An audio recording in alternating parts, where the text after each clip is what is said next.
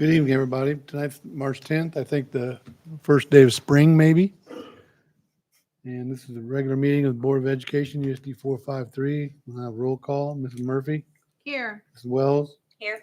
Ms. Price, Here. Mrs. Wilson, Here. Mrs. Overby, Here. Mrs. Reed, Here. and I'm here. I'd ask that everybody silence their phones while we're in session. And then we'll have Pledge of Allegiance. I pledge allegiance To the flag of the United States of America and to the republic for which it stands, one nation, under God, indivisible, with liberty and justice for all.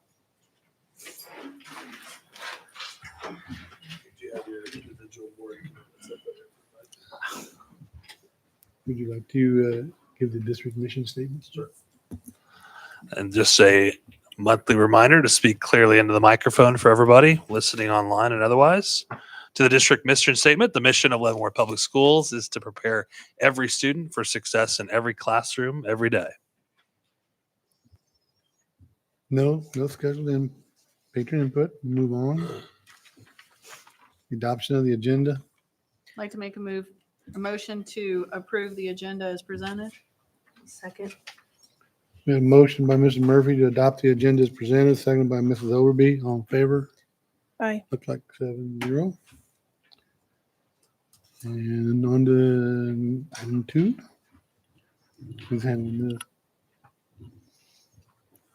Beth, you have any introduction you'd like to give? Sure. Tonight we have Kayla Williams with us from BT & Co. to present and review the fiscal year 24 financial statements and audit report with the board. Thanks, Ms. Maddox.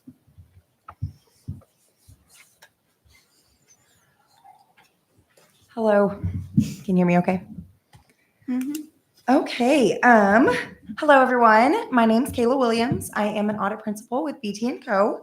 So you've received 2 different handouts. I understand you've had a couple days. I'm sure you've read every word of them. But if not, I'll go over some of those words with you.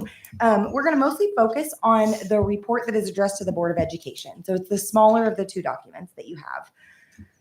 If you begin on page 1 of that report, this is where we describe our responsibilities in performing the audit. We perform our audit in accordance with auditing standards generally accepted in the United States, government auditing standards, the Kansas Municipal Audit and Accounting Guide, the provisions of the Single Audit Act, uniform guidance, and OMB's compliance supplement. Those standards require us to perform procedures to obtain reasonable assurance about whether the financial statements are free from material misstatement. Our procedures include examining on a test basis evidence supporting the amounts and the disclosures in the financial statements. We also review the accounting principles used and significant estimates made by management, as well as evaluating the overall financial statement presentation. The district has received a waiver from the state of Kansas to issue their financial statements in conformity with the regulatory basis of accounting. This is a basis of accounting other than generally accepted accounting principles, GAAP, which is allowed by the state of Kansas. So we are pleased to report that as a result of the district's audit, we determined that the financial statements are presented fairly in all material respects in conformity with the regulatory basis of accounting. And we have issued an unmodified opinion on that fact. And that is the best kind of opinion that we can issue. So that is good news. There is a second opinion that we issue in the report that is an adverse opinion on those generally accepted accounting principles. And that's just because of that waiver that you guys have. So in the next section of the letter, we talk about a letter that we had sent to you guys back in June 4th, to kind of communicate our audit plan and the significant risks that we had identified. We did identify one additional significant risk since that time. It wasn't because of anything that changed with the district. It was just something that changed with our own accounting, our auditing strategy. And so there is a new section of the report that describes an estimate that you guys have related to net pension liability.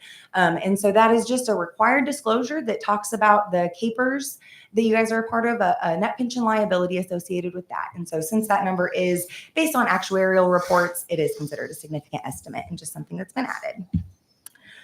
Going on to page 2 of the report, in the section titled Audit Adjustments and Uncorrected. Oh, I'm sorry, I skipped an entire section there. First, in the section titled Accounting Policies and Practices, this is where we would bring to your attention anything that we identified during the audit related to any significant accounting policies or newly adopted accounting policies or significant or unusual transactions. And we had none of those items to bring to your attention. We did just note that there was that significant estimate, which I just described, that net pension liability.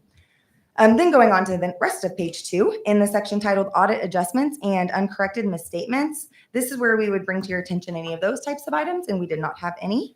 In the next section, this is where the departure for the auditor's standard report. This is where we describe that the regulatory basis is the method of reporting instead of GAAP, and so we issue that separate opinion, which I've already described. Continuing on page 3 now, in the observations about the audit process section, this is where we would bring to your attention any concerns or disagreements that we had with management, any other difficult or contentious matters that we encountered, and there were no matters like this to bring to your attention. In fact, I'm happy to say that management was very well prepared for our audit, very transparent and easy to work for throughout the entire process. So very good. Page 4 of the letter includes a section titled Shared Responsibilities for Independence. As auditors, we are required to maintain our independence, both of mind and in appearance, when providing audit services. We must also maintain a system of quality management over compliance with independence rules and firm policies. The district is responsible for timely informing us if there are any new affiliates, directors, or officers, or changes in the organization's structure or reporting entity that may impair this independence. We have also attached to this letter a representation letter, which is located right after page 5.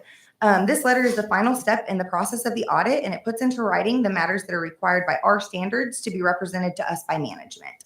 The signing of this letter represents management's acceptance of the financial statement and an indication that the report is ready to be finalized. We provide this letter to you because we believe that it will help you as a governing body to better understand your financial statements and fulfill your fiduciary responsibilities. Please feel free to read through that letter and just let me know if you have any questions, but I won't go over that in a lot of detail. The only other thing I want to bring to your attention in the financial statements themselves is on page 46. So because the district does expend a certain amount of federal dollars, they're required to have a separate audit called a single audit. And on that page called the Schedule of Findings and Question Costs, we summarize information related to that single audit, including letting you know which major programs we specifically audited for the year. Those change each year. And this year it was the Child Nutrition Program and ESSER. On that Schedule of Findings and Question Costs, we let you know that we've issued an unmodified opinion. Again, that's the good kind on the report, and there were no material weaknesses or significant deficiencies.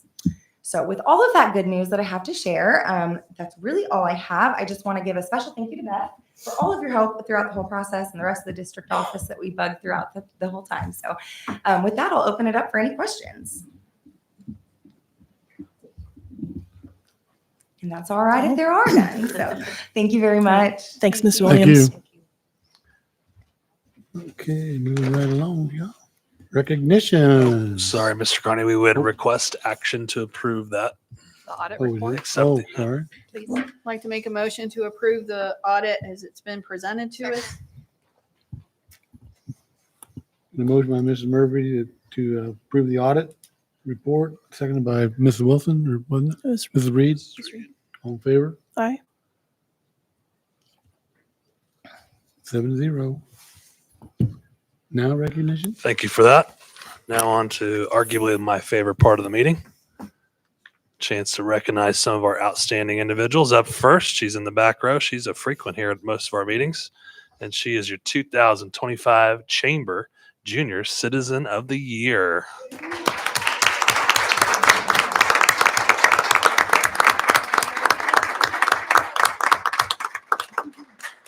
First off, if you don't realize it, PJ is academically gifted. She's also a student athlete, and she's involved in the community and has a job. So when you do all those great things and you're a part of being an awesome pioneer, you become junior citizen of Leavenworth and Lansing. So I'll do the official part now. The certificate of achievement is proudly presented to PJ Wells as the Junior Citizen of the Year, signed by Mr. Kearney as President of the Board of Education and Dr. Adams as Superintendent of Schools. Well done. Do you have the right?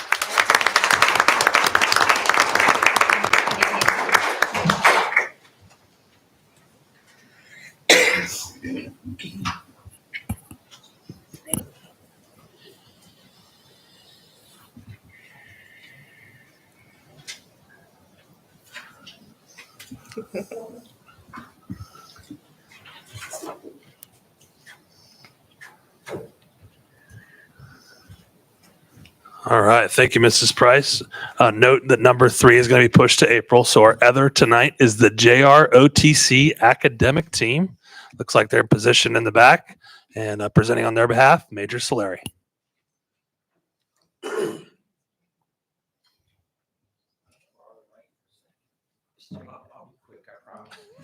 Hey, y'all. Major Larry. I just want to talk a little about JRTC academic team. We are very proud as a program, the JRTC program, of all the great things our cadets do. And throughout the year, you'll see myself, one of our many other instructors up here, because we have a lot of successes. And you know, we come here and we honor those kids for all the great things. And we take pride in how hard we push these kids. But I want to talk about these kids a little different, because it's nothing that I did to push them. What they did is truly speaks to the entirety of the school district. A lot of the stuff we do, whether it's, you know, raiders or marksmanship, or, you know, that we got our coaches in the JRTC program behind them, teaching them, training them, mentoring them, getting them ready for where that competition is. But this competition is very unique. It's stuff I don't know. And I've told them, look, I can't help you on the physics or the math. It's all stuff outside of my subject area. This is stuff that the rest of the teachers in the whole school have prepared these students for. So when we're honoring them tonight, we're not just honoring them and their achievements and the credit it brings to the JRTC program. We're honoring the entire school district and all those teachers that stood behind these kids to get them the knowledge and information that they need to be able to make this achievement. And this achievement, I told Dr. Adams, has been the most elusive one we've had. This has probably been the hardest thing for us to capture. If they go up there and they compete and they come back in last place, just getting there is phenomenal. And to put that in perspective, there's over 3,500 JRTC programs across the globe. And for this competition, unlike a lot of the other stuff we do, every school must compete with at least one team. It's a standard. We all have to compete. So there's at least 3,500 teams they competed against. Schools are allowed to enter up to 2 teams. We did. So the possibilities are they may have gone up to against almost 7,000 teams. And out of those 7,000, or at least 3,000 plus, they only let the top 32 teams go. So if you do the math, it's less than 0.009%. It's the top less than 1% of the teams that make this academic achievement. And I want to introduce them up here. If you'll step up. First, I got Cadet Elizabeth Howe. Go ahead, get up there, get up there. The camera's on you.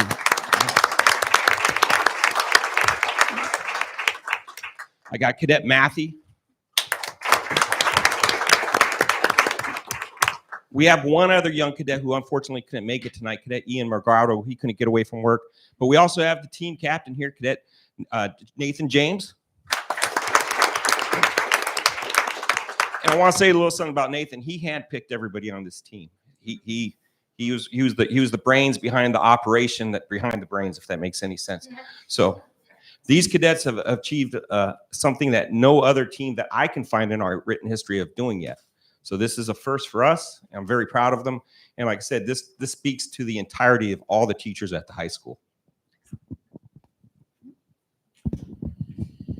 Oh, stay there.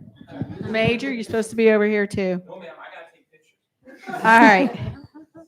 Leavenworth United School District 453 2025 Certificate of Achievement. The certificate is proudly presented to the Leavenworth High School JROTC for qualifying for the 2025 National Championship JROTC Leadership and Academic Bowl.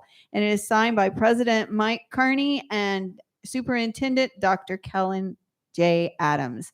Congratulations.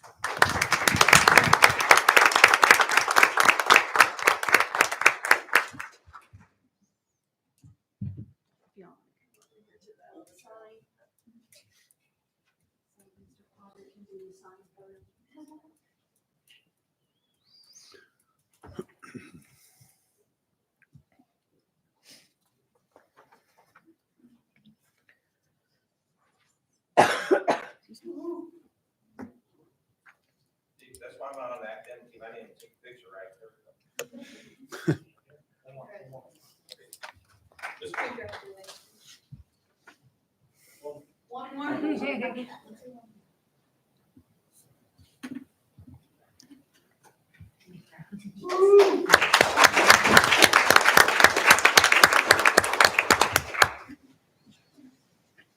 That's my son.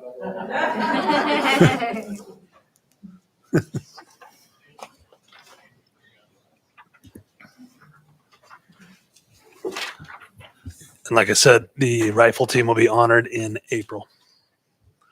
Okay. Move right along to the consent agenda, I guess.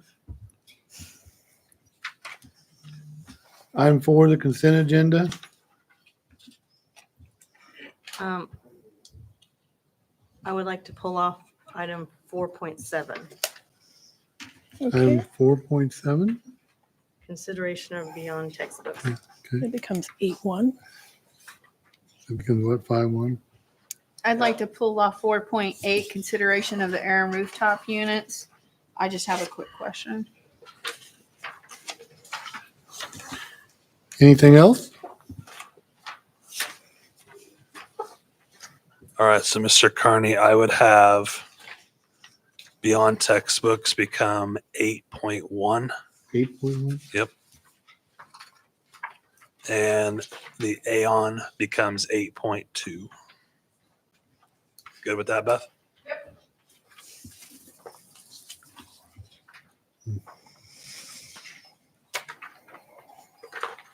What was the air conditioning ones? 8.2? 8.2. Yes, sir. Okay. I'd like to make a motion to approve the consent agenda with those items removed. Second. Got a motion by Mrs. Wells to approve the consent agenda with the item removed. Seconded by Mrs. Murphy. Murphy. All in favor? Aye. 7-0.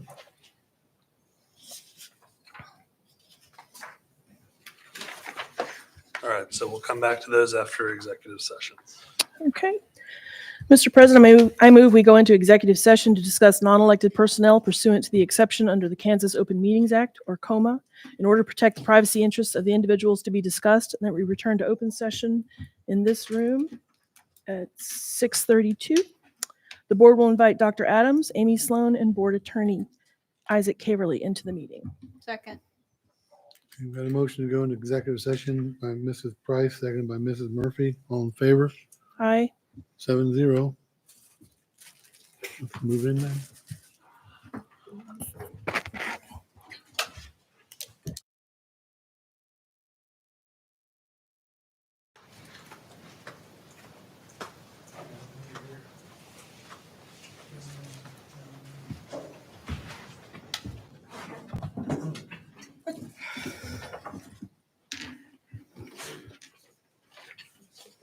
Ooh, it's chilly here. Ooh, it's cold in here. Alrighty. Sure. I'd like to make a motion to accept the staffing report as presented. Second. Who's seconding? Who won over there? Got a motion by Mrs. Wells to approve the staff report, seconded by Mrs. Wilson. All in favor? Aye. 7-0. Moving on, where are we? 8-1? Okay, next item. Executive session for negotiations. Oh, yeah. Mr. President, I move we go into executive session to discuss negotiations pursuant to the exception for employer-employee negotiations under the Kansas Open Meetings Act, or COMA, and that we return to this into open session in this room at 7:18. The board will invite Dr. Adams, Amy Sloan, Amy Jo Troyer, and Beth Maddox into the meeting. Second. Oh, sorry. I'm in such a hurry getting into executive session. Got a motion by Mrs. Price to go into executive session for Negotiations. seconded by Mrs. Murphy. All in favor? 7. Aye. Happy people.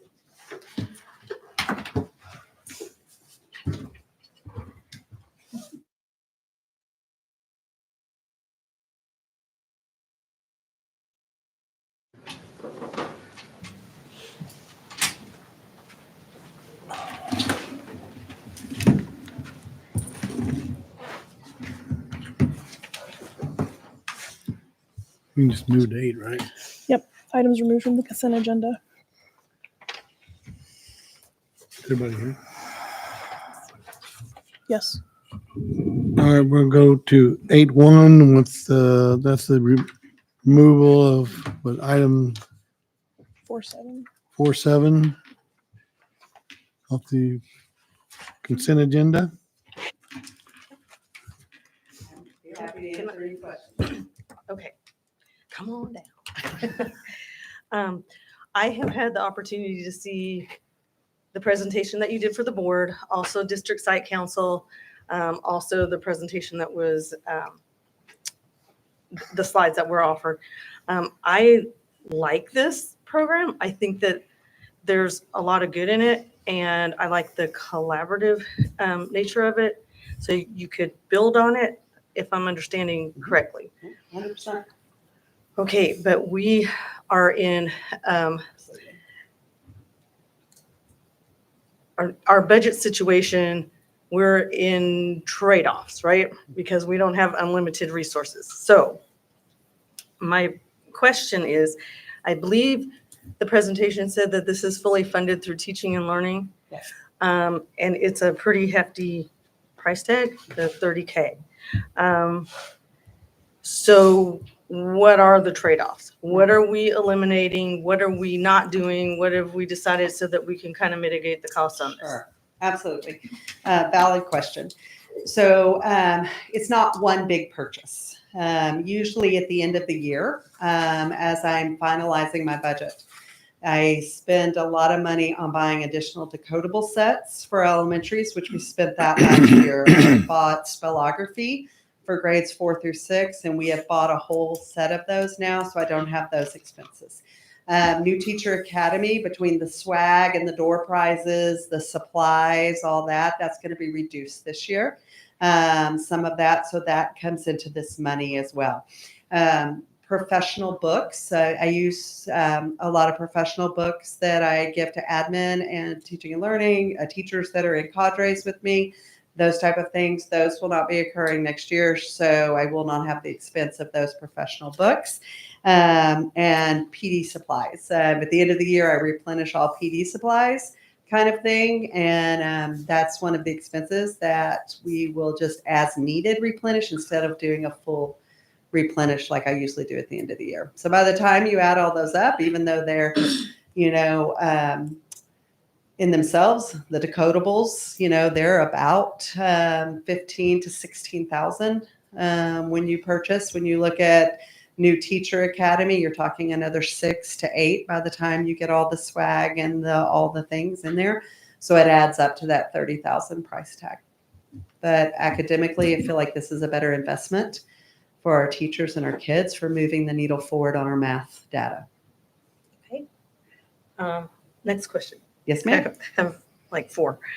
The cost does not include social studies. So we're doing this for math only, or just? We asked for social studies to be removed based on feedback that I got at the board presentation when I did it in November. We absolutely can have social studies. Vail they've been extremely generous. Well, with what remind they're me why we didn't want social studies. Because of some of the content, it was brought up in the meeting that there were some concerns about what might or might not be in it. And in there, we did not pilot social studies, so I cannot tell you with 100% clarity what is or isn't in there. Okay. So at this point, right. I worked with Vail to see if we could get that, for lack of a better word, whitelisted. So people won't have access to that. But as far as they're concerned, yes, that they'd be happy for us to have social studies. Okay. Did they reduce our cost at all? When we started negotiations, we were at about 65, and they've worked very generously with me, and have gotten it down to 30. Okay. All right. I see training costs and travel fees for the trainer. So is this going to be sort of like Safe and Civil Schools where we bring in a trainer and then we do train the trainer? Absolutely. And then would we be anticipating this being a one-time expense and then do our training on this internally in the district from now on? That's the CEO of the company, Justin, and I have had several conversations about that.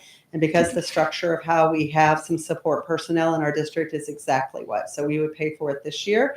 And then as new teachers and staff would come on, that would be just part of their new teacher academy, much like we do now with any of our current programs from there. So it's not something that at this point we have as an ongoing expense. And does that work as subsequent years? Is it a subscription? It is a subscription on it. Is that $5,000? Yes. So you're anticipating we do the initial buy the thing, then we do our own training, and we're paying like $5,000 for the subscription Yeah. subsequently. I cannot say that the recurring fee will only be $5,000. I do not know that, in all honesty. What I can say is that we're not paying for training pieces of it on there, because there's a couple of things to consider. If you will notice, it only goes up to 8th grade. I mean, it was offered to high school, as I put in my notes. At this point, high school scoring online with the state assessment scores. And so at this point, we're kind of seeing if we can work at building up those grades coming up on there. So, but I don't feel confident in saying it will be X number of dollars. But yes, this year that is the subscription price. I will say, like I said, the first price tag was $65. They've been very generous in working with us. So I'm sure whatever it is, would be as a recurring cost, they would be willing to work with us, because they've been great throughout this whole process. Okay, I think that's all my questions. All right. Thank you. Do you have any other subscriptions that you have right now that you're looking at not renewing? We have, and those have been captured in the money saved in there. And we have several that we're not renewing. I didn't know if there were maybe a couple more you might have had your eyes on since that budgetary. We've pretty much cut it pretty lean. Right. Okay. For us, the ones that we know for sure we're 100% renewing, Edgenuity, for example, because that's our credit recovery program at the high school. Bright Thinker has some renewals, because with that helps supports our Swiss program and our Third Avenue. On there, Pear Deck, which is a low dollar amount, is one that we're keeping for interaction with our Google Slides, in there. But no, we've cut our department and subscriptions pretty thin. Any eyes on any grants? Ironically, yes, Okay. Mr. Bodensteiner and I currently are working on 2 grants, and that are due, that we're thinking about applying for, and then one larger one, a DODEA one, that would benefit our high school if we decide to move forward with it. So would one of these 2 grants help defray the cost of this, or it's just No. something totally different? Something totally Okay. different. All right. Thank you. Sure.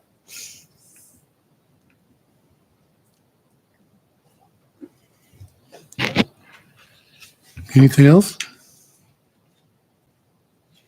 That was all my questions. Thank you. Okay, thank you. Do we need to vote on that now, or we have to wait to the other one? This one's separate.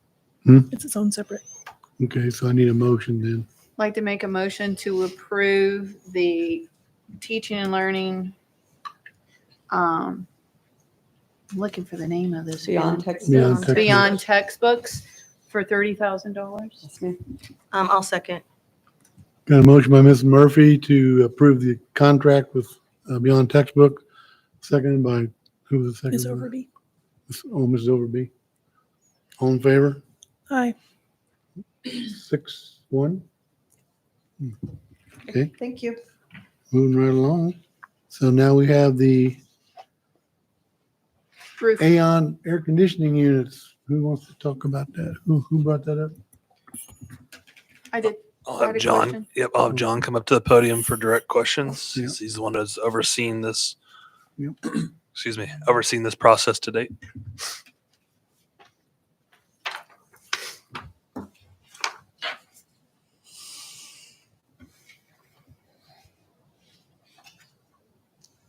So my question is,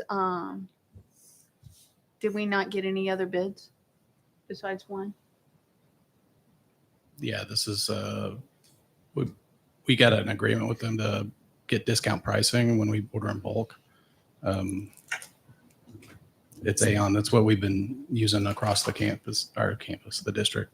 Mrs. Murphy, it's pricing from the Greenbush Purchasing Co-op. Okay, The co-op, okay, thank yeah. you. That's because this was kind of lean. Normally, we'll have something that will say where there's been multiple bids or, Correct. and that wasn't really articulated. Thank you. Sorry, I could speak to that. So we wanted to stay with the manufacturer Aon. And as a result, there was not multiple companies in the traditional RFP process that you sometimes typically see with a bid tab and otherwise. Greenbush Purchasing Cooperative does offer Aon. So as a result, we went directly to them versus the traditional RFP process. Thank you.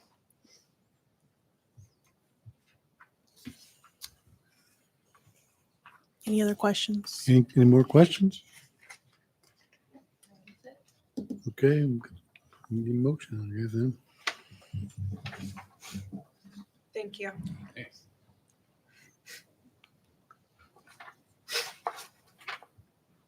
So do we need a motion for that? Kindly request a motion. Yeah, well, I'm asking, am I gonna make a motion? It's just we I have keep a- talking about budget, and then Sorry, thank you for bringing that up. I do want to make it clear, this does come out of capital outlay. This would not come out of our operational funds. and is our capital outlay going to be able to handle it? Yes, ma'am.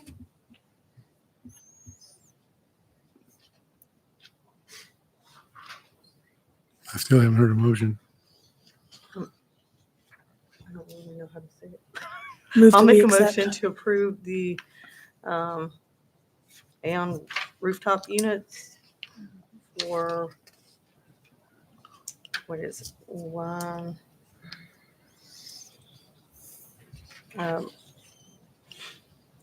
130,826. $130,826. Okay, anybody second it? I'll second. Okay, we got a motion by Mrs. Overby to approve the Aon commitment through Greenbush, right? For 130, I didn't hear the number. $130,826. $130, $800. Okay. Seconded by Mrs. Wells. All in favor? Aye. Looks like 7-0. Moving right along here. Let's see, strategic plan highlight. All right. This comes, I would say, directly as a result of feedback from the board, shifting more specifically to one specific area of our strategic plan, and that is teaching and learning. So I would applaud all of you for getting us back to what I believe should become our primary focus, which is T&L. Mrs. Batson, take it away. Thank you for this opportunity tonight to kind of share a little bit about something I'm extremely passionate about, and that's the changes and the approaches we've made in teaching literacy in our district.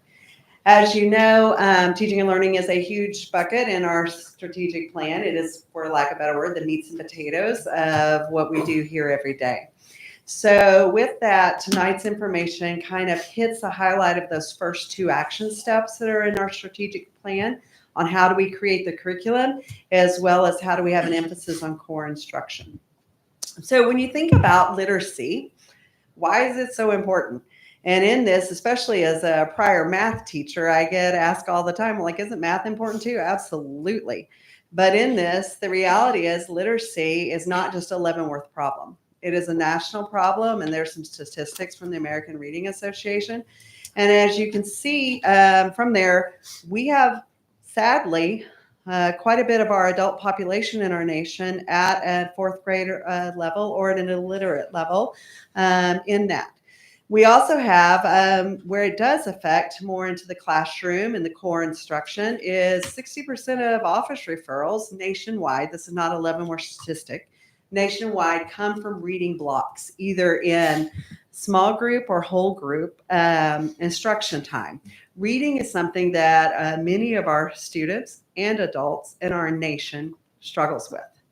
So when we look closer to home and we look at our literacy data, I want to give you more of a long term than just, fall to fall or, year to year in this. It's not something that's new that we've struggled with in there, but it is a huge emphasis that we have to improve. So from there, when you look at that data, I want you to note that we did change assessments, okay? When we first started tracking this and really looking at the data for how we were teaching literacy, we were using iReady. About halfway through state grants and contracts and what they wanted to do, so we did switch to FastBridge. So we're still comparing apples to oranges, but not necessarily apples to apples, because there are some differences in some of the tests. Not only was there a shift in the assessments, there was a shift in how it was thought to be best practice in literacy, okay? Back in 2018-19 era, we had a lot of emphasis on balanced literacy. Balanced literacy looked at the big 5 in literacy and a lot of emphasis on your comprehension and fluency as a student. Now we fall under a more structured literacy approach, and that structured literacy is very much an emphasis on phonics, phonological awareness, and teaching kids how to read. So if they can be solid decoders by the time they end 3rd grade, then they can be fluent and comprehensive readers by the time they graduate from high school. And why was there that shift is a term called the science of reading. If you have watched the news, listened to several things, this is a term that is very much used. And basically, the science of reading is just a body of evidence that shows how students learn to read and what are some of the best practices when teaching students to read. So we made a decision based on our data when we looked at it to really target that skill of phonological awareness, phonics, and vocabulary. That is something that we would target K-12. So a lot of time, energy, and resources have been spent on really targeting those areas. So when you think about it, here are some of the steps that we've taken as a district in the last few years, and we're going to go into greater detail with each of these. But when you look at them, please know that these decisions were made purposely and intentionally with moving our data in the area of phonics. So one of the first things, we did not have a phonics resource up until a few years ago.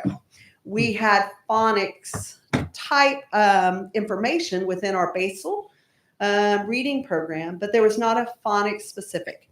Where that caused a problem is we didn't have alignment. Each grade level was different, and it wasn't based on introducing the letters and the sounds in a very scientific sequential manner. Science of Reading shared with us, you have to do this in a certain order so kids can learn how to blend and how to decode. So one of the first things we did was adopt a resource. We did that several years ago, From Phonics to Reading. It's in all our K-3 classrooms. So we have this better resource, but now what? One of the things we heard loud and clear, and I'll say I'm definitely one of these, said, I wasn't really taught how to teach phonics. I really wasn't taught the brain science behind how a student reads. I was taught comprehension strategies. I was taught how to use my finger to follow and track. I was taught all of these things, but not necessarily how to teach phonics in the best way. So we invested a lot of time, money, and people into professional development. We took teachers to conferences. We used Greenbush. We attended Ames Literacy Leadership. We have staff that went through letters. We have, before even the state contract, we paid for one of our teachers to become a letters trainer. I will go ahead and tell you, we have 3 additional people that this summer will become letters trainers as well. We spent a lot of time not only working with teachers, but admin. Did they know what good phonics instruction should look like when they walk into a classroom? So now that we have a good resource, we know more about how to teach phonics. Now what? And one of the things that came through loud and clear was, I need help with planning and time. It takes a lot of time. So we reallocated Crystal Taylor, who was a building-based instructional facilitator. We invested, once again, a lot of time and money and energy into having her become very skilled and trained in what phonics instruction should look like. From there, she created a dashboard for our K-3 teachers to use, and I'll show you an example of that. We began having literacy specific and phonics specific staff meetings. And also in every admin meeting, we have a data point that comes from this. And a lot of times Crystal will model the actual routine or a sample lesson where I get the joy of playing a student. And in that, where Crystal models what you should see in a phonics routine. So we have this dashboard, and I will say I see this in my walkthrough data being used daily across our K3.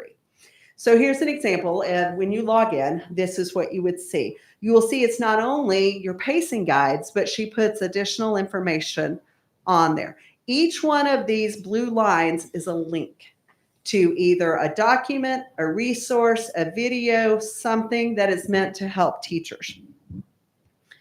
So as a third grade teacher, if I clicked on my pacing guide, if I clicked on my lessons, I would come to this screen. And in this is just an example. Once again, every one of those blue lines is a lesson plan and a presentation for teachers to use. Now, here's what I definitely want to say. Teaching is a combination of the science and the art. So each individual teacher brings their own art. I fully expect them to bring their personality, their strengths, their connections, all that into their instruction.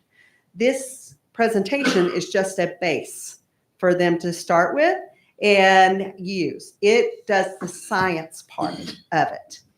So if I click on one of those links, I'm going to be taken to a slideshow and a lesson plan. And here are some examples of the slides. You'll see on the left, those are straight out of or from phonics to reading. In fact, in the very bottom corner of that lower left, you'll see what page you could find it on in your manual. The green highlights to teachers either routines or behaviors that they should point out as a gentle reminder. And then you'll see on the right some examples. For example, the one on top are what are called kids' lips cards, because one of the things Science of Reading showed us is that we did not spend enough time really teaching the construction and the formation of where your lips, your teeth, and your tongue go when making certain sounds. And so lips cards are an example. So we can, when we're learning the long O sound, how we form our lips to do that. And then at the bottom, as you know, in English, we don't always follow our own rules of phonics. So the word other there is what would be considered a heart word, a sight word. And sometimes we can find patterns of spellings that we use secret stories on. And you'll see some examples of the TH, and there's a little story that teachers go into, especially in the primary grades, to teach that sound, because the TH is going to be in a lot of sight words, but it's not a skill that's introduced in kindergarten. So this secret story helps us know what sound that TH makes, or the in the IR, ER, all right, on it. So we've got a resource, we've got some training, we have our lesson plans. Now what? So one of the things we implemented were coaching cycles, and not only coaching cycles for teachers, we have coaching cycles for admin. We have coaching cycles for me to learn how to teach phonics, because once again, middle school math teacher, this is definitely a new topic for me. In this, it's mandatory for all new to Leavenworth staff, but optional for any teacher in that. And those are kind of the steps you'll see. But in there, it's a way for someone to watch Crystal teach. They get to give her feedback on how she taught, and then they plan together and she goes and watches. It's non-evaluative.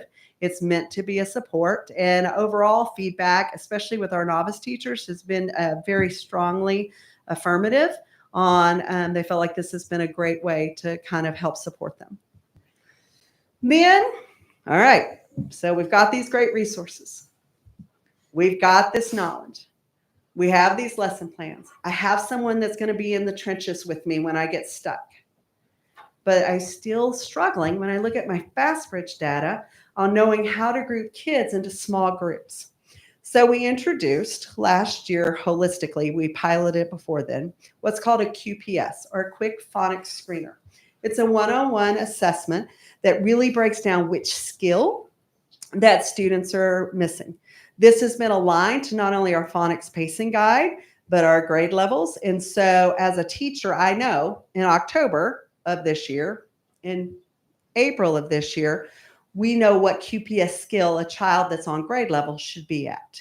So teachers then can assess kids and in there know that their small group skills are based on a more minute data point than you would get from FastBridge. FastBridge is an excellent benchmark screener.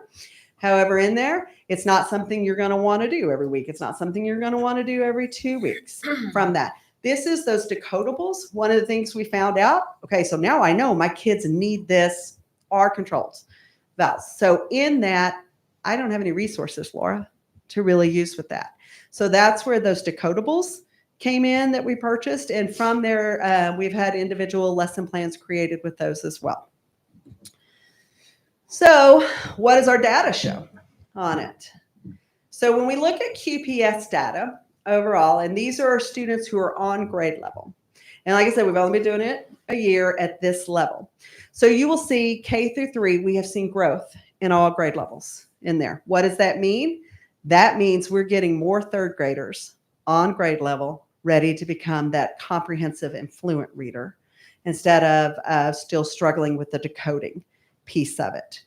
So we've seen some growth in there. Where this trend will go next, I don't know. We'll have to follow it just like I did with the other data, but that's kind of where we are initially.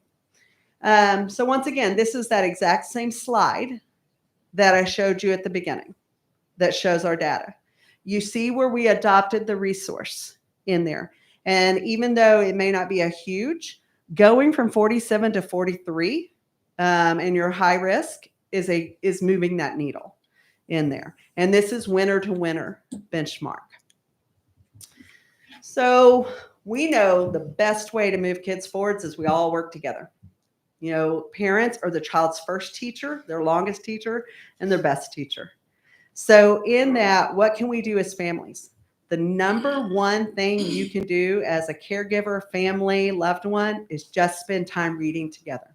Whether that's a bedtime routine, whether that's a novel you're reading together, whatever it is. And as little as 10 to 15 minutes a day shows significant increase in achievement scores from there.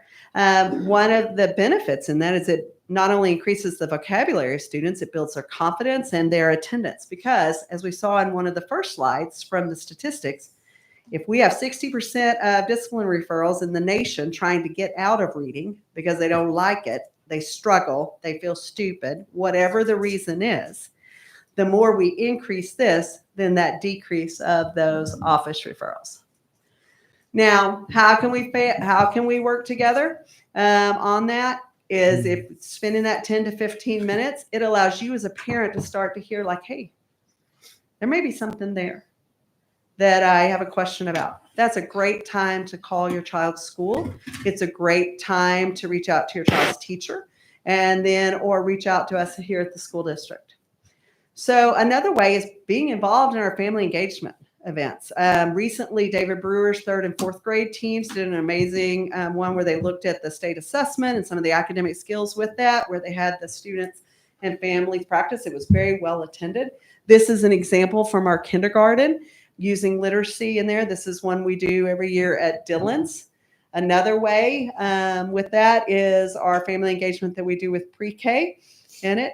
Why highlight those? Once again, we made an intentional decision to really concentrate at the primary grades so we can get more kids on grade level by 3rd grade. 1st grade, one of the things we introduced is, for lack of a better word, this parent resource and take-home activities. There's a letter that goes with it.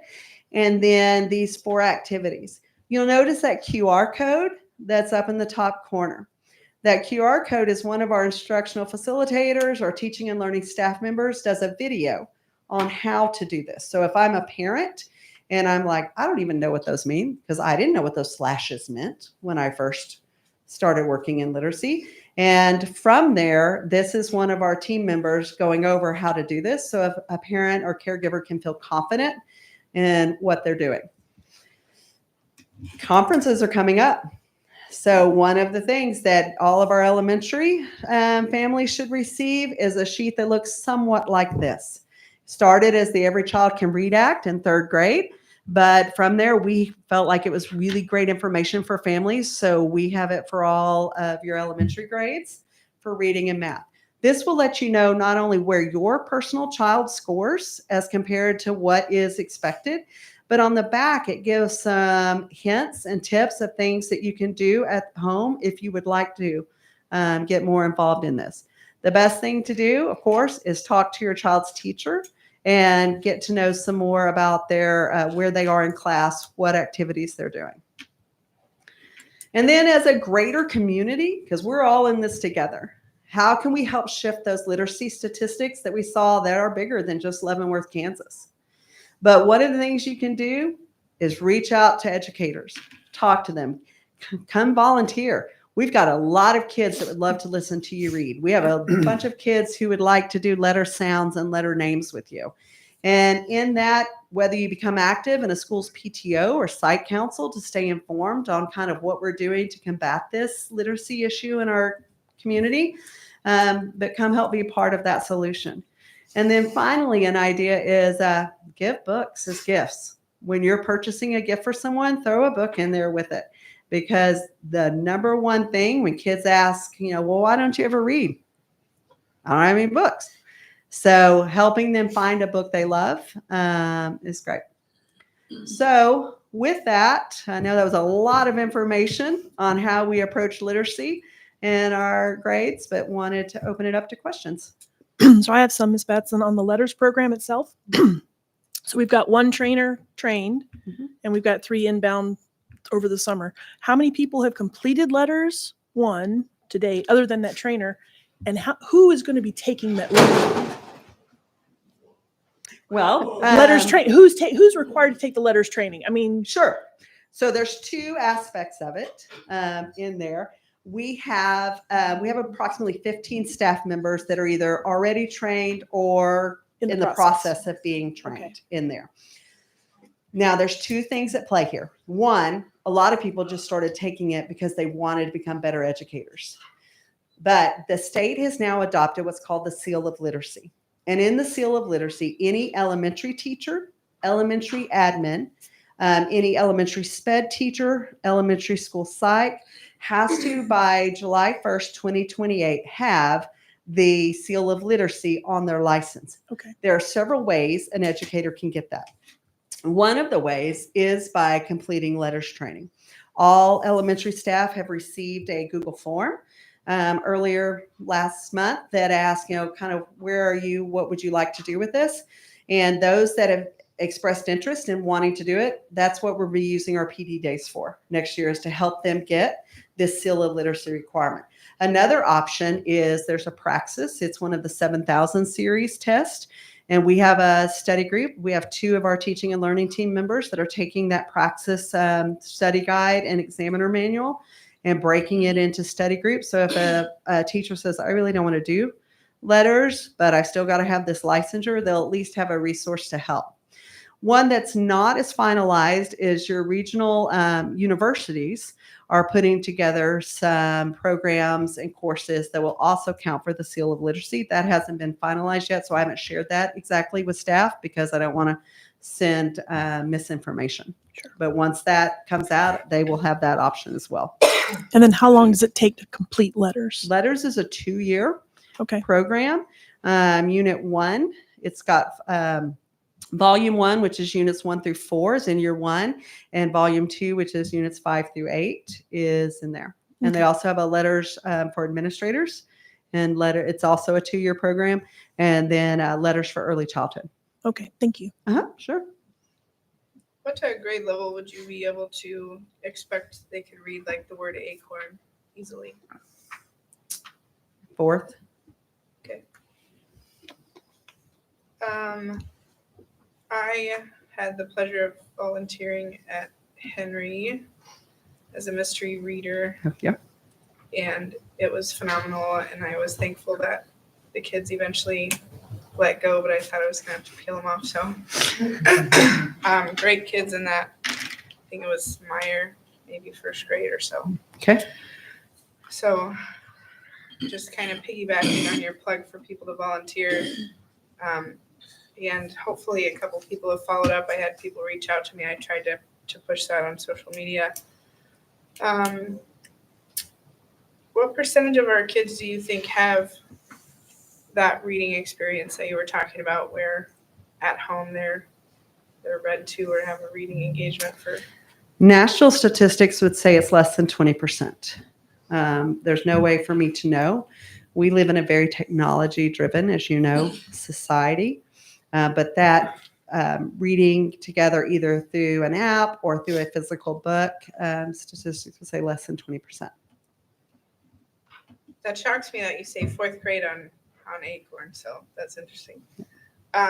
Well, for them to see it in a text and read it Yeah. independently and Yeah. confidence, yeah. Do we do like a phonics training night for parents? It's embedded into some of our family engagement. We definitely could. I saw one of it was another school in Leavenworth County. Yeah, I don't think it was this year, but maybe the last couple of years. And We have done it in site councils. Crystal Taylor, as our phonics facilitator, has come and done some things with site councils so people experience what a phonics routine would look like on it. They went over those basic sounds, making sure that parents understood what they were, so that the parent could help the child at home. And that would be interesting to me if we could get participation in something like that here in Leavenworth. So thanks so much. Sure. Thank you. I have a couple questions. Yes, ma'am. So on the slide deck on page 17, there is some data there. Do we know why both years there's the first grade data of the fall because it's the only grade that we're seeing that? Tell me one more time. So first grade in both 23-24 and 24-25 in the fall we're higher than we are in the winter. Mhm. It's opposite for every other grade except for first grade. Do we know why? Do I know why? No. And there, I will tell you, there is a shift as the year goes on, obviously from letter names, letter sounds to being able to use those phonemes to make words or nonsense words. Nonsense words is traditionally a skill that kids kind of drop out in. It's a really tough skill, but as far as why, no. Okay. And you were talking about family engagement, and it's interesting that you say only 20%. I grew up in a reading household, and so that blows my mind that, I mean, I read before I ever got into school. PJ was reading it too, which is shocker. I didn't have anything to do with that. She was just doing it. But is there any science or do we have any data behind we're ever doing all of the things visually of subtitles on things? Like if we can encourage families, like if that would help with reading, if while they're watching a video to have the subtitles going or something? I would have to explore a little bit on that because in all honesty, I wouldn't even know where to start looking at that. I would have to probably look at some There's got to be dissertations or somewhere. studies or something that were on that. Google science of subtitles and reading. Absolutely. Yeah. And then page 25 of the slide deck. So this, you're saying every elementary teacher is required to provide that to their families? This is something that is sent to every school, yes, in there. And as far as I know from every administrator, it is done. Now, as soon as I say that, there'll be some, hear me say that. The law and the statute requires it of third grade. However, we felt it was beneficial enough that we created these from K-6. So my question is, how time consuming is this for our teachers? Like, is this information just input from in where they're already gathering the data, or do they have to do this on their own? They have a screen that shows them this data, but do they have to write it on the sheet? Yes. As well as the action steps? On that's usually something that people discuss and follow up on that. You mean on the back or that one on the right? Yeah, Mhm. so they have to put all of those in themselves? I'm sorry. You mean at school? The teacher. So I'm saying, so the front page is the data points of the child, right? Mhm. Like this is small. I can blow it up. I can't read what this is. The at-home things, like, are those things like the child is lacking in this, so it's automatically going to bullet point this for you to Okay, be I able to do see. at home, or am I having to The come up at with- home is Yeah. there for everyone. So It's- regardless whether it's checked, that's nothing teachers Okay. have to put in there. Okay. That is on the template. And then teachers and or parents, as they're discussing it, can, thank you, check that on it. Now, where I have seen this happen on the at school is a lot of times in the conference, we talk and we kind of fill this in together as an emphasis on there. But this, as you can tell, thank you for the assist. This is one that, this is third grade. So Ms. Herkin would fill this out for Laura Batson. She'd tell you how many days absent. We do that because of chronically absenteeism. That's Right. a talking point. And then her fast bridge reading, CBM, all this. Then from there, it tells you on QPS, we were discussing that. So in third grade, by August, they should be at skill 11. By May, they should be 13 plus. So as a parent, if I'm reading this and I know my kid is scoring in the winter at a 6, I know I'm really below. If I know I was at a 13 in the fall and 13 in winter, I know we're on track from there. And then when Ms. Herkin and I would talk, she would fill in maybe some suggestions that we talked about on what we're working on at school. And then if there's something specific that she would really recommend for my child, she might circle it, highlight it, something on that. I'm just concerned with, we have them doing things in Class Dojo, we have them doing things in Power School, we have them doing all of these repetitive things where the child's doing one assignment, but the teacher is grading it into these processes multiple times. Like, does that make sense? Because it still irks me to death about the high school with Google Classroom and Power School that they Like, don't I'm talk. showing you have 5 missing assignments. You've done them, they've been graded, but they're just not talking to Power School yet. Right. So I don't know, and you're grounded. So I'm going to let y'all solve that at home. But obviously not my kid. what I would say on this is like the data collection is done for the most part, with the exception of the one-on-one CBMs in the primary grades. It's on the screen and they can write it.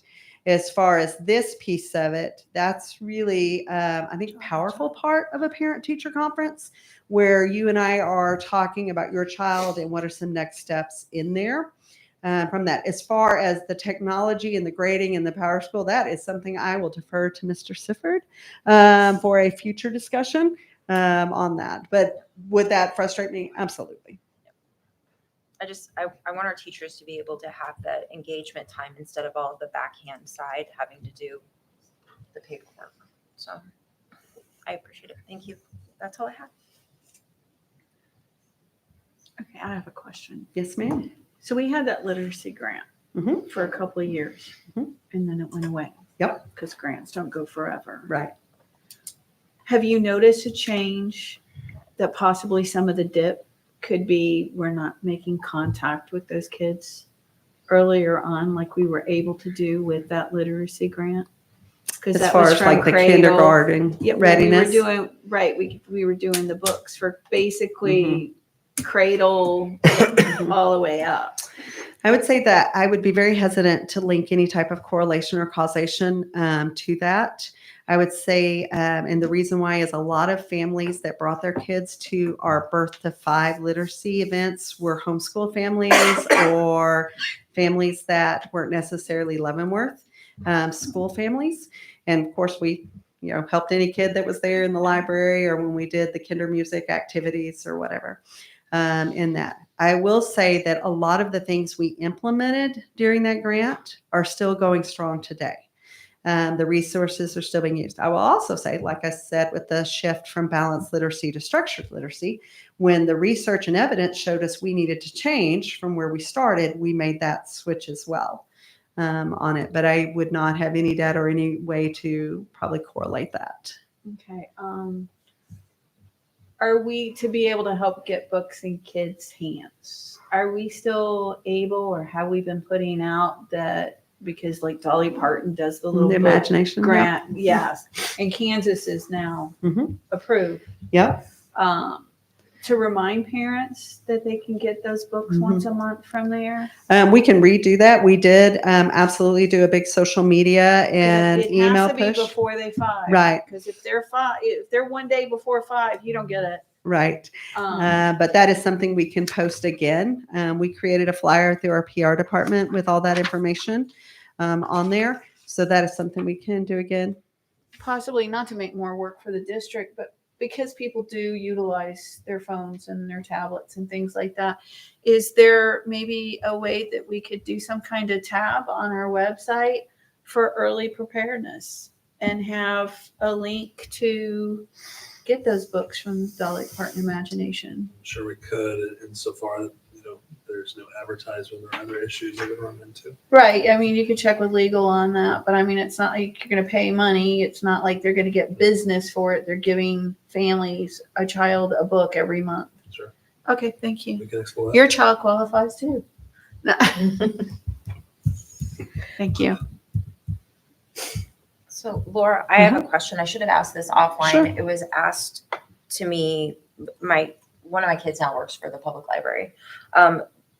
They have programs that they're wanting to discuss with the school district.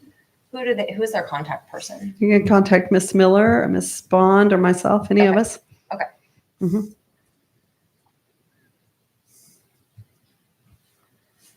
Thank you. That was very interesting and very helpful. Thank you. All right. If there are, the one thing I would do a plug for, we are happy to share anything we're doing. If there is a specific topic or anything you would like more information on how we present it at the district, what our approach is, what our instructional model is, if you'll let me know, I'll be happy to put that together to send to you. Thank you. Can I ask one more thing? Absolutely, I'm Ms. so sorry. Wells. We're talking about literacy. We used to make a big deal about the Dr. Seuss Day reading about, Mhm. and we used to get invited as board members to come and read. I haven't been invited, or at least I haven't paid attention to being invited. I know that's what Miss Reed was saying she did was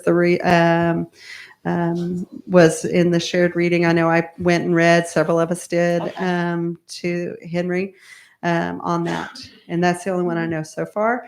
Usually a lot of times it'll come back up in the first week in May. Okay. Is when you'll see that again. But I will be happy to sign each and every one of you up to go read. And please let me know if you would like a book. I'll be happy to hand that to you as well. I can make a little fun as a Henry parent. I do participate in the PTO and site council. And one of the things our PTO did during Read Across America Week was purchase enough books. I think they did it through the book fair, so they might have used their scholastic dollars towards that, and then the PTO coughed up some money. But we passed out one free book to every student at the school on Friday as part of Read Across America Week. And those kids were just elated that they were able to, and they'll be like, oh, I get to take this home, I get to keep it, I'm reading chapter books, I can't quite read at my grade level, so we kind of made some adjustments to find a book that they were interested in, that they could read, and yeah, it was a lot of fun. So one of the things that I have to applaud our teaching staff for is many of them write grants that will send books home to students. So it is something, and it's not uncommon for teachers when they're going through their library, in their classroom or whatever, to offer books up to kids. So we're very blessed in that area, and I'll be happy to. The public library and I work together multiple times, so it must just be someone that hasn't, that I don't know quite yet. But I'll be happy to meet with them or get them in contact with one of our school librarians. So we're working hard. And when I say we, I really mean teachers. So I don't want to take any credit for their blood, sweat, and tears, so to speak, on the meat and potatoes of what we're doing. And I'm really proud of the shifts we've made in our district. And no, our data, there's not one person in this district that will say our data is where we want it to be, but our data is moving. And so thank you for this opportunity to kind of share what we're doing. Thank you. Thank you. Thank you. Okay, takes us to number 10. Netty Hartnett Education Center. Thank you, Mr. Carney. This comes at request of several of you from last month. and moves us along in our timeline of potential next decisions facing Netty Hartnett. So, Mr. Sifford, if you would, please.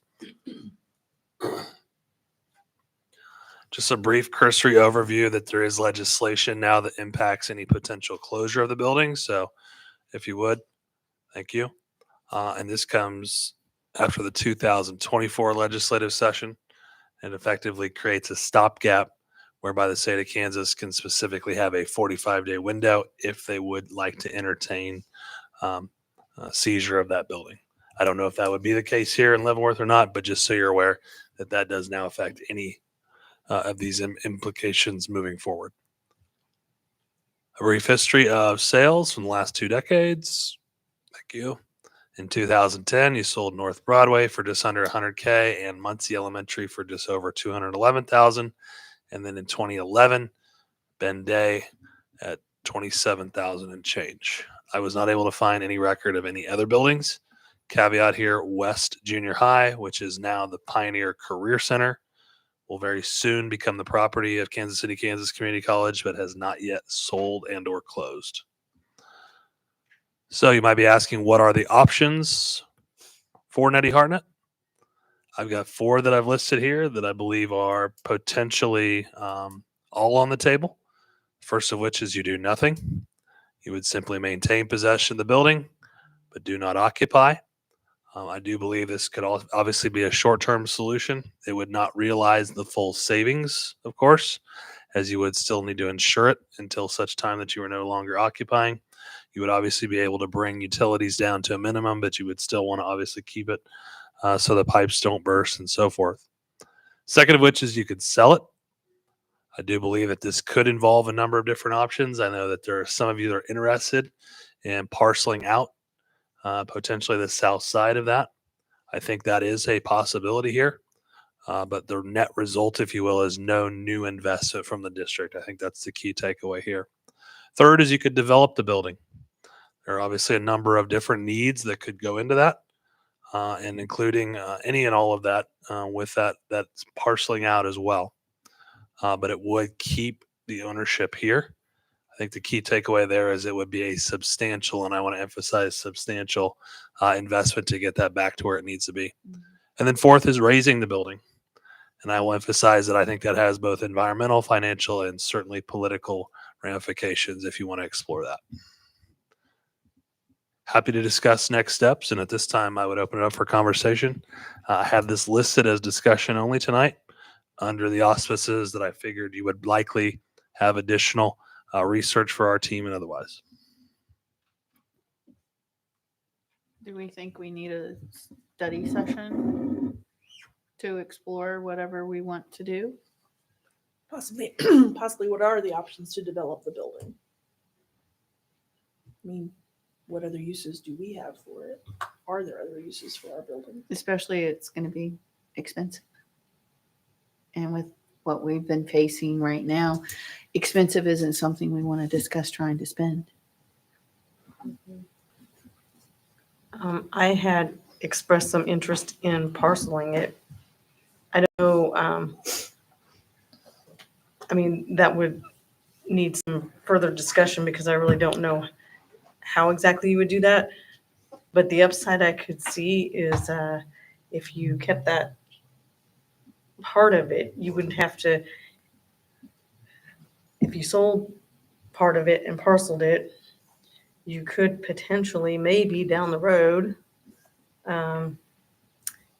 build something like a house for our Quest program or something like that. I know that there's been a concept and sort of a plan that is ruminating out there, but that's something that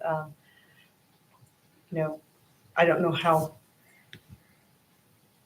how feasible that is, or even if that's a good idea. But it's something that I would like to maybe explore a little bit.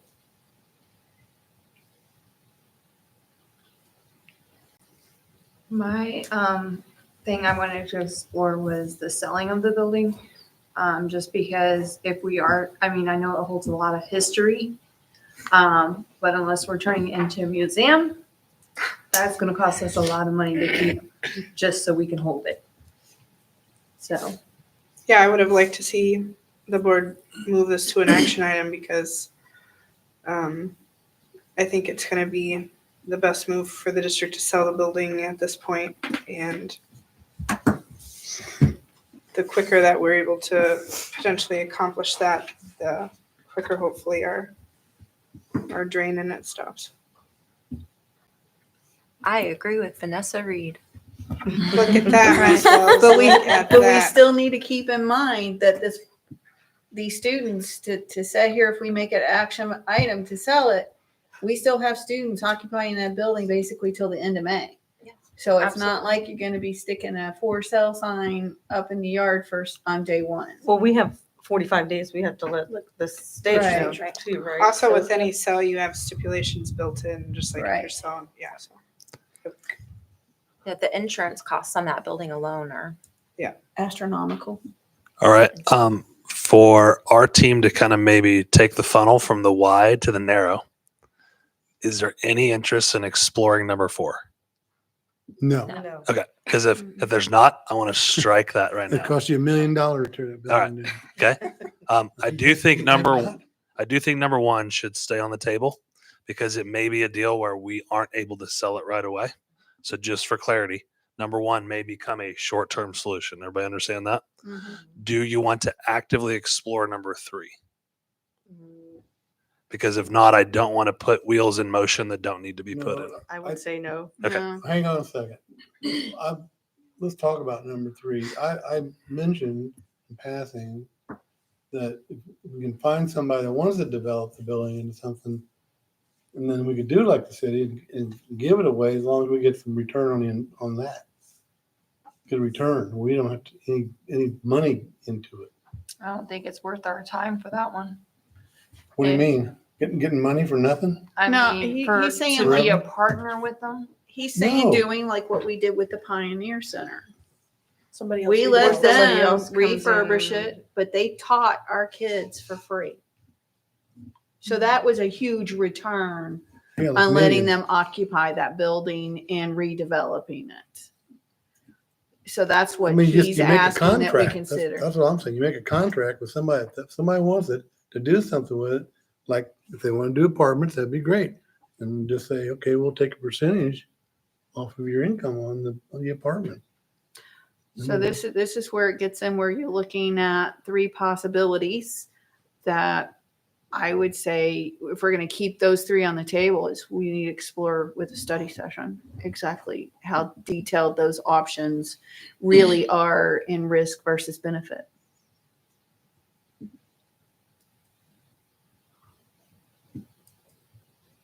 We would probably need examples, I mean, we're gonna need besides more the time to talk Pioneer about it, Center. For sure. you know, on the redevelopment, because that was basically a school going into a school.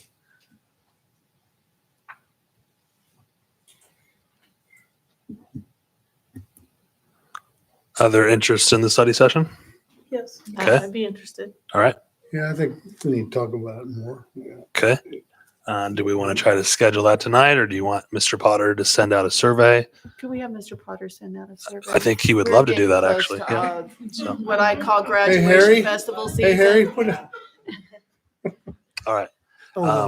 So I'm going to ask for maybe 30 to 45 days because there's some research on the parcel, for example. That's a conversation with planning and zoning to understand what exactly would even be possible on that tract. I'm happy to have the conversation. I just can't give an answer tonight. And those kind of conversations may take a couple of weeks to flush out. So let's look for something in maybe the latter part of March, early April. Not 6 through 11. I have to work nights reset in a commissary. Okay. So we'll identify a couple options for you and include those in the Friday review. Sound good? But my takeaway is number 4 is off the table. And we want to actively explore number 2 and possibly number 3. And we're going to come back for a work session specifically devoted to this. Any other research I could put into motion other than the planning and zoning conversation on the parcel, as well as I'm going to say potential investors options, if you will, for a partnership. Anything else that I can kind of get started? What's the likelihood of us getting the old West back. Because I I would- don't see much happening with the college, putting a new college. in. Yep. I would say you're looking at no less than 5 years based upon what I understand for their No, time frame. I won't worry about that. But I just think you might want to be thinking about that if we do have to take it back. Sure.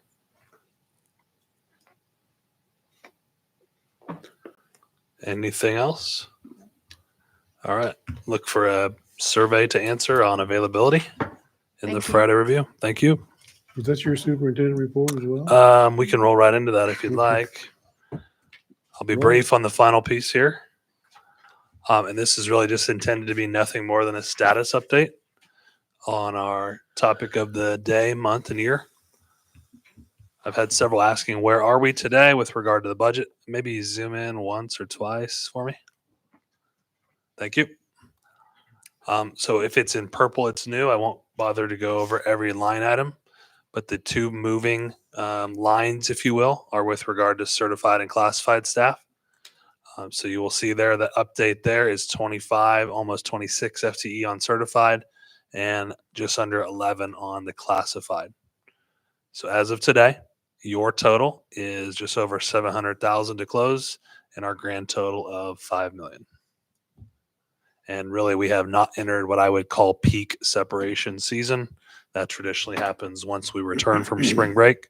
Our teachers in the crowd know this. That's when their friends go home, decide whether or not they're going to separate. And typically we see that amp up in the fourth quarter of the year. I would stand for any questions. Any questions? No questions? Upcoming meeting dates, I guess there's some significant ones there. Anybody want to get them pointed out? How many people ever been to one of the district art shows? You ought to attend those. Those are really great. It's like a lot of things in the district. Mr. Carney won on the academic awards night, March 31. Yeah. There was a request, 6:30 p.m. start time. March 31. I thought that's what it said. Yep. Yeah. Yep. 6:30. So apologies, we didn't have the start time listed. Mhm. And I think everybody can read anything else to their own. Yeah, I'm Any- sorry. Just one more clarification. I apologize. Just making sure we've all gotten the message here. We do have some changes to our original schedule. So for purposes of simplicity, that will impact this week, but also you'll see April 21st. So April 21st was originally going to be no school for students. You'll see that school is now in session. Was there another one? No? Not on these lists. Okay. Happy to go over any of them if you want. That was probably the biggest change. Okay. Unscheduled one person? Mrs. Miller? Okay. I think I've seen you before. Well, I feel like it's been a couple of months. So anyway, I want to keep it short. Regarding some of the questions and comments that you guys had about the library, about 3 years ago, Mrs. Batson and I worked together to purchase a program called Beanstack, and it's essentially a program that sets up platforms and different reading challenges. And one of the primary reasons that we bought it was they sponsor a program with most of the public libraries in Kansas, 1,000 books before kindergarten. And if we could get our littles enrolled in that prior to them coming to us, we could keep track of the data that they, had logged in Beanstack.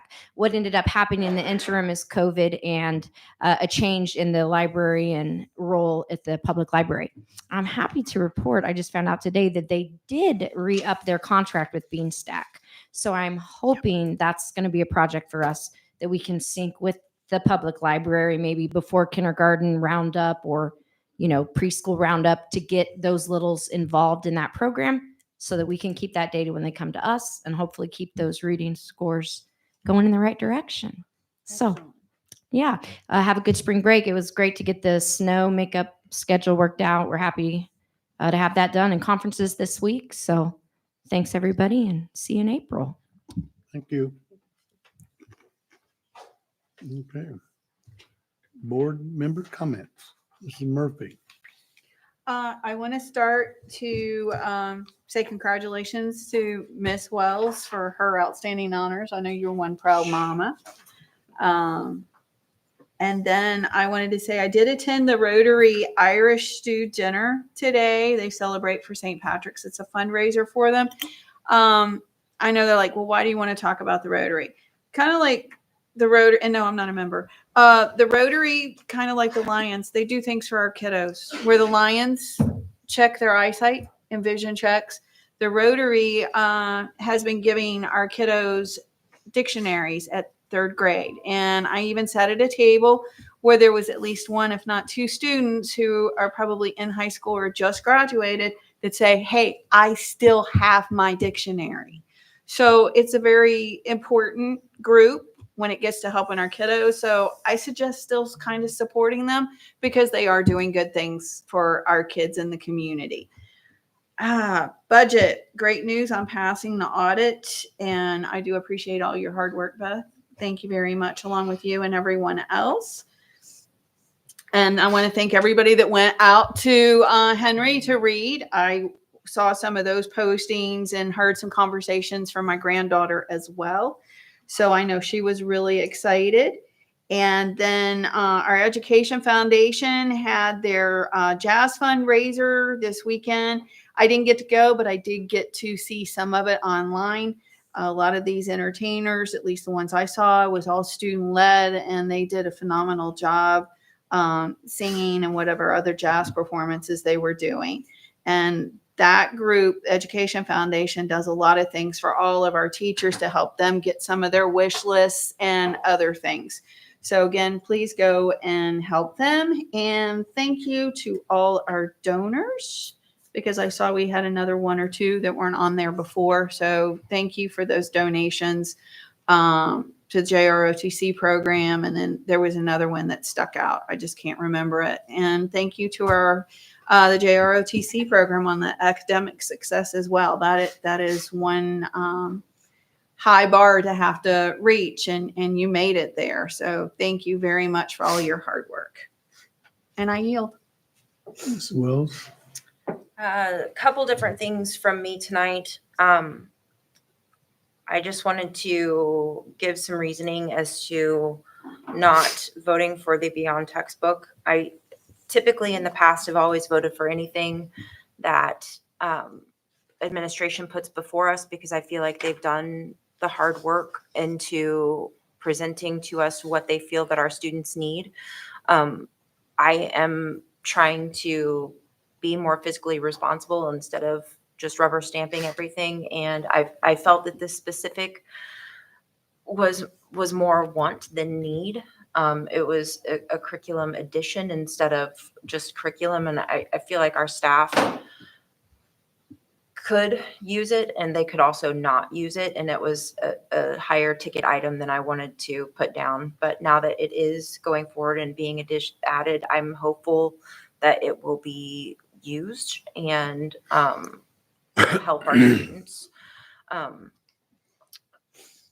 I'm still a band mom for another couple months, so I'm going to plug the band for a little bit. March 25th is our final concert of the year at 7:00 at the high school. In conjunction with that concert, we are doing a fundraiser. Some equipment has been damaged and needs to be replaced. We are doing a super simple savers fundraiser. Bring bags of clothing, bedding, pillows, soft good items to drop off at the south entrance by the flagpole. There will be a trailer there. Drop off anything you guys want. Help out the band. Doesn't cost you anything, and you get to clear your house out. Also, in conjunction with that, on April 6th, people are spring cleaning and might want a new mattress. And April 6th from 10 to 5 at the high school in the gymnasium, there will be a mattress fundraiser that benefits all of our arts programs at the high school, band, choir, and theater. So if you're in need of a mattress, check them out, please. It is extremely helpful to our students and tell anybody else that might need a mattress to go. I'm going to be a little sentimental for a second. My kid got recognized tonight. This is not me. It's nothing that I have done. This is our teachers in our district. She's been here in our district since 4th grade, preschool, all the way up. I have no exceptional skills as a parent. It is our teachers. You guys, every single one of you, whether you've had her in a classroom or not, have empowered her to be her absolute best. I am eternally grateful to all of you. Thank you so much. Ms. Reed? Let's see. I am a member of Rotary, piggybacking off of Miss Murphy. Sometimes I see our superintendent there, and I do appreciate what you were talking about that they do for the students, and I'm glad you heard some positive feedback tonight at their fundraiser. I would just like to talk about the Henry Leavenworth situation. So I just want to thank all of the parents and community members that went on social media, and I want to thank every single person that reached out to me. My daughter is 7, and so it might hit, home a little bit more for me. But we always want for our kids to be safe, and I would just ask that this board, hold staff members to be accountable to making sure that we do things differently moving forward, that the procedural changes that have been discussed are followed through with all the buildings and staff members, both existing and new, to hopefully change some of the way things are handled in the future. So I would just ask that be done. Thank you. Mr. Wilson? I just wanted to state that assessments are happening for some of our kiddos. So we send our best luck to you guys. Do your best and then come out to the student showcases to see how your kids are learning and enjoy your kiddos for spring break. Zoe? I want to thank the folks at Henry Leavenworth for the invitation to the Read Across America. I was able to go and read to a 2nd grade class and a 3rd grade class and thoroughly enjoyed that. And the classes were so polite and so engaged. It was just really impressive. So thank you so much for the invitation. Thank you to Mrs. Batson for your presentation.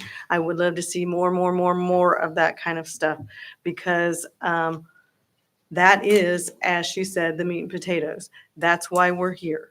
And some of our academic performance is not where we would like it to be, and that is a team effort. And the more that we can get everybody on board, and everybody's got a part to play in that. And this is a long-term project. I mean, I think that we've done a lot of things to set the stage that we should start seeing some improvements. And so I really appreciate that. And I'd love to hear more. Tomorrow's the end of the 3rd quarter. So we go on spring break, and then we come back and it gets to be really busy. But remember why we're here. So we've got those state assessments and finals coming up. And again, it's a team effort. Everybody's got a part to play. So let's do our best. And parent-teacher conferences on Thursday. Parents, please make an effort to come to those because those connections are really, really important. Spring break next week, so enjoy the sunshine, rest and relax and rejuvenate, and come back ready to finish strong. Bryce? First off, thanks to the Quest folks for the snacks. You guys are amazing, and thank you for thinking of us. Many folks have talked about the parent-teacher conferences, and they are important, so please support your child, support your teachers, be there, recognize their hard work and what they're doing for your kids and what your kids are doing in their classrooms. It's awesome. It is spring break time, so please be smart, be safe. We want you all to come back for that final sprint to the end, and it is going to be a very crazy, busy time, but it's also a great time to realize of all the awesome things our kids are doing. Scholarships, signing up for sports, and all the other things that are happening. It's just a great time of year. I think Karen mentioned that it's a team sport. It really is. Education really is a team sport. It takes families, it takes teachers, it takes community. And I totally endorse everybody go hit the library. They've got some awesome programs for the whole family. Just go. Beanstack is a lot of fun. But that's it. Just be good people, come back, be safe, and go Pioneers. Thank you. Well, I don't want to get into a big argument with Mrs. Wells, but no, I'm just kidding. The thing about that program, it should involve everybody in the district and even people in the community. But if you look at the success around the country with that program, I think $30,000 is a drop in the bucket to what is the value of it. So we have to wait because it's not going to happen overnight. And we were told that up front, and we ought to know that by now with some of the other programs that come down the road. But I think the thing that's been so successful, and I mean, $30,000. I thought they did $30,000 damage back there when you dropped your camera and stuff. That's what $30,000 is. But to get the kids educated in a successful manner, $30,000 to me is nothing. So with that, we're adjourned.